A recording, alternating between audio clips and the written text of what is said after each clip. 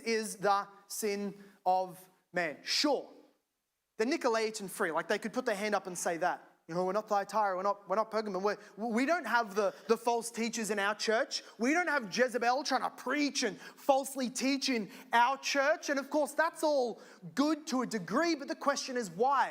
Why don't they have the enemy knocking on and smashing through their front door? Because they're not worth the fight. If you're in a ring with a guy, just as a bloke, if you're in a ring with a guy, or in the bar with a guy, he starts talking smack to someone you love, and you stand up and front up, and you tell him you'll knock him down. He doesn't even look at you. He walks past you. That's the worst insult ever. It's worse than getting clocked in the head and getting sent 5 meters back, because you're irrelevant.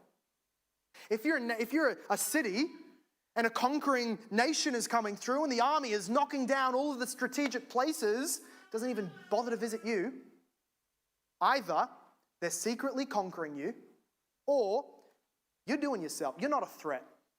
There's no problem with you existing in our enemy lines. You're not a threat. And the answer in Sardis is that it is both. They need no frontal assault of Jezebel or the Nicolaitans or the idolatry. They don't need that, because they're taking care of themselves in their lethargy, in their quietness, in their apathy, and in their deadness. So the devil does not send a full frontal attack. Rather, his attack is their nothingness. They are asleep. They're a church in a comatose state. They're not in the heated battle for the truth. They are all asleep. There are immediate similarities as we look at this church, Sardis. Reputation for works, they're the living church, but in fact they're dead. They're incomplete works, they're not getting persecuted, they're pleasing man.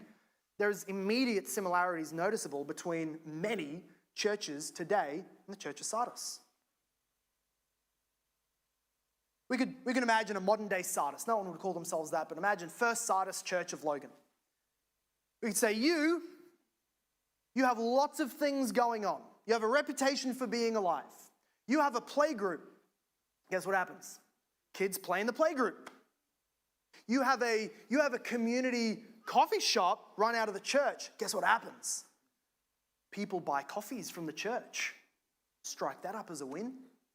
Women have a picnic, and guess what happens? Women picnic.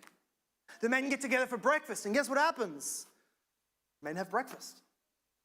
The kids have Sunday school, and guess what happens? Kids sit in a room and play. You get together every week, of course, and you do your church service, and guess what happens?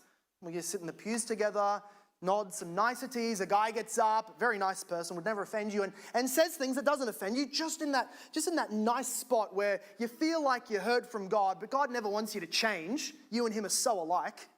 And we have a great sermon. There's great lighting and great multimedia and a great social media team that'll get it all up online, and people will see it online. And people will hear the message, and guess what they're not hearing and what is not happening in all of that?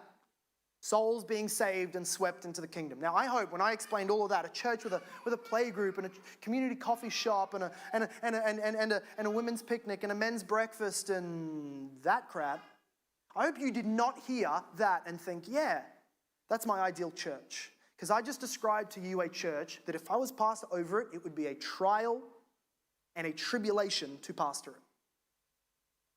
There are uncountable churches whose sole mission on earth, their sole reason for existing, is to give the Christians who go there somewhere to go to worship. If a church's reason for existence is so that Christians can go there to worship, it is irrelevant and ought not exist. A church does not just exist because there's enough people within 20 minutes and they need somewhere to worship. The church exists because there are souls to save, because there is glorious gospel to proclaim, and there are good works for the saints to fulfill and walk out.